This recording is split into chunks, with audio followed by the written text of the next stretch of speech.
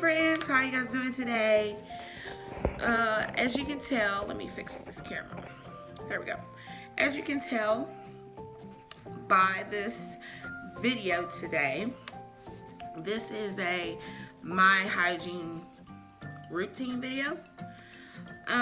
This is what I generally use. I really don't use a lot of stuff because my skin is so sensitive, which brings me to also just be confident in the skin you're in. It doesn't matter if it's light, dark, different colors. One side is bigger than the other side. We're all beautiful inside and out. So, without further ado, let's just jump right into this video.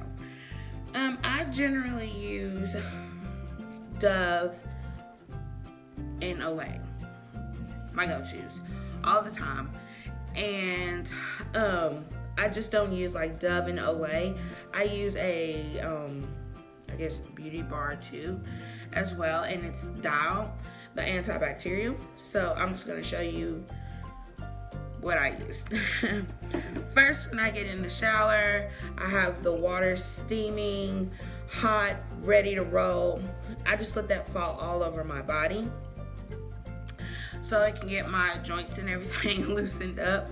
I feel so old saying that, but sometimes I wake up and my neck hurts and my back hurts from the pregnancy. And then sometimes sometimes I go to the bathroom and then just hop straight in the shower because I don't know, I'm just used to it. So I start off with the Dial antibacterial soap. I like it because I feel like I'm getting all the crud off of me. I wash the important parts. So that is the armpits, the boobs, the underneath my belly, and my butt. And I generally do that maybe like once or twice. So I know that it's depending on it, once or twice. I generally try to double up sometimes if I'm sweating or whatever the case may be. Then, while that's going, I use my Clean and Clear. See if you guys can see it. It's so dark and gloomy, but I use this Clean and Clear on my face.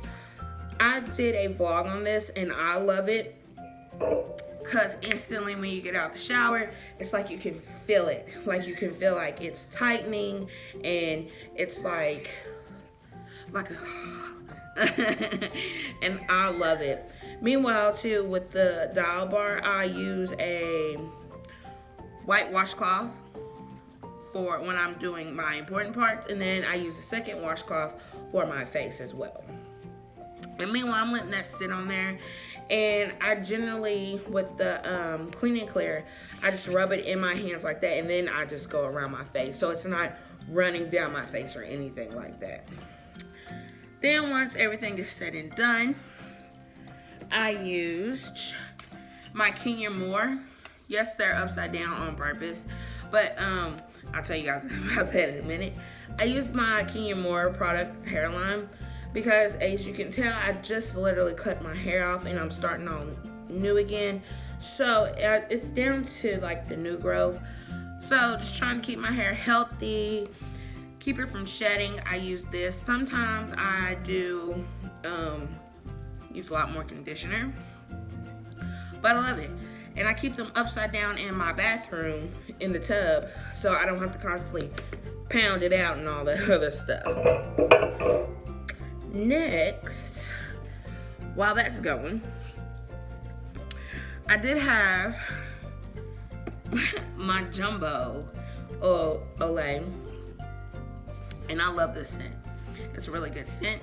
Also, if you're anything like me and likes to shower, I do recommend that you buy the big one like this, because I guess I go through it lightweight. So, and plus it does really last you a long time. I got this a little bit over like a month and a half ago, so it does justice. So I have started using the Dove Anti-Stress Micellar Water Body Wash, and it is Legit. Why? Because when I feel like I'm not clean until it's like I've done my ritual. But when I'm using this wash and I'm going over everything, I feel like I'm like scraping away all the impurities, all the stress, all whatever that day has brung upon me. So I'm getting in between my legs, I'm getting in between my toes, the bottom of my feet, and like the rough spots. And I feel like after it's been rinsed off, it's like you can tell a difference. I don't know, maybe it's just me, maybe I'm just so extra and bougie, but I can really tell a big difference. Now, while that's going, my lips are so chapped. While that's going on and I'm getting everything, I go in with my razor before I rinse off. This is a Hydro Quattro. I can't say it right sometimes. But I like this razors. Usually also too, I use the Bic. I think it's 5 blades with the shea butter bar on it. I like those too. But these also have 5 blades as well. And I go on my legs and I shave my armpits. If you're anything like me and have PCOS, I'm shaving my chin, my belly, and then my bikini line as well. And I'm just making sure that everything is smooth and whatnot. Then, last but not least, I just started using this, and I love it. And you get only 30 uses out of it, so needless to say, every time I go in the shower, I don't use it, so I use this probably like every other shower. And I do love it. It's the shea butter. It smells amazing, and it literally comes out like a foam. Like a big old, like, not like a foam, but like a thick mousse. And I just spray that on my spongy and I just go to town, like everywhere. And now I feel like I'm complete. Now I feel like I can wash my hair out because the conditioner has been sitting in my hair. And I feel like now it's time to hop out because I've completed it's really simple hygiene routine. And then, let's see, after I'm dried off and everything, you know, all that other stuff, because I really do have sensitive skin, and I get these rough patches on like the back of my arm sometimes, and so does Parker. I have twins as well. Parker, she's twin A, and she has sensitive skin like me. It's like we love to smell all the good smells, but we can't take it. So, especially, let me grab it again.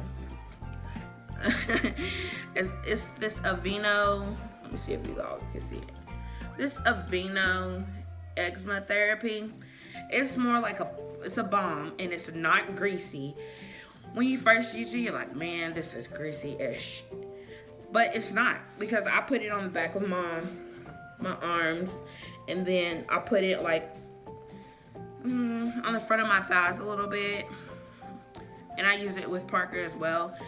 I don't generally like using Vaseline unless I'm putting on like pants and fuzzy socks and boots and all that stuff, because when I hop in the bed, it's everywhere.